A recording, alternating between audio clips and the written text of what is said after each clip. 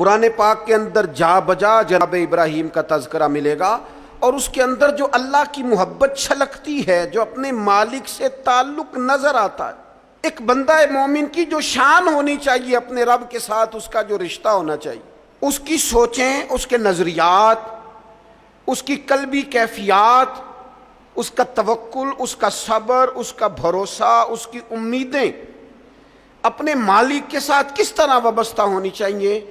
یہ جناب ابراہیم کی زندگی سے یوں نور پھوٹتا ہے کہ بنجر دل بھی آباد ہو جاتے ہیں، بے آباد روحوں پر پھول کھلنے لگتے ہیں۔ قرآن مجید کی سورہ شعراء کے اندر حضرت ابراہیم علیہ السلام کا وہ تذکرہ ملتا ہے کہ وہ اپنے رب کے بارے میں کس طرح گفتگو کرتے ہیں، اپنے مالک کا تعارف لوگوں کو کراتے ہیں تو کس طرح فرماتے ہیں الذی خلقنی فہو یہدین، میرا رب وہ ہے جس نے مجھے پیدا کیا اور وہی مجھے ہدایت بھی عطا کرے گا۔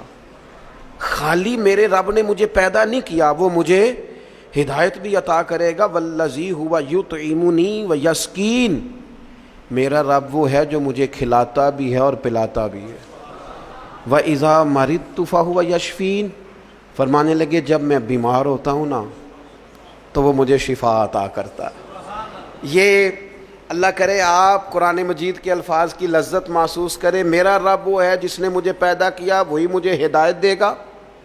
میرا رب وہ ہے کہ جو مجھے کھلاتا اور پلاتا ہے۔ میرا رب وہ ہے جب میں بیمار ہوتا ہوں تو مجھے شفا دیتا ہے۔ والذی یمیتنی ثم یحیین، میرا رب وہ ہے جو میری روح قبض کرے گا، مجھے وفات دے گا، اور پھر میرا رب مجھے زندہ بھی کرے گا۔ اور فرمایا والذی اطمع ان یغفر لی خطیئتی یوم الدین، قربان جائیں، لفظ دیکھیں، عاجزی دیکھیں۔ اللہ کے نبی تو معصوم ہوتے ہیں، خطاؤں سے پاک ہوتے ہیں، لیکن فرمانے لگے پھر مجھے امید ہے کہ میرا رب قیامت کے دن میری خطائیں بھی معاف فرما دے گا، میرا رب قیامت کے دن میری خطائیں بھی معاف کر دے گا۔